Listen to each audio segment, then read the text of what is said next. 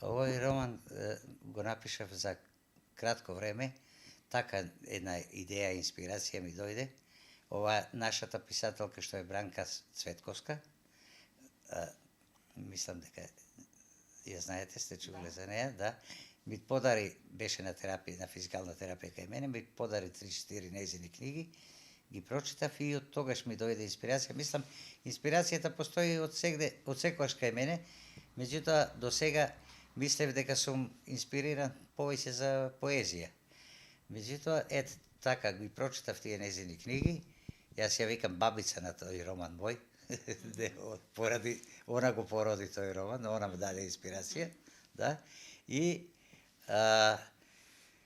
бев без работа едно 16 дена зимата, ладно време и така, немам што да работам, едноставно седнав и го напишав романот. Идејата ми е, имам повеќе идеи, значи, прво се обработени, во пола од романот се обработени инвалидите, нивните односи сам со себе, меѓу себе, со општеството и така. И, мислам, наративот ми е тоа дека инвалидот прво мора да сака сам да си помогне себе си.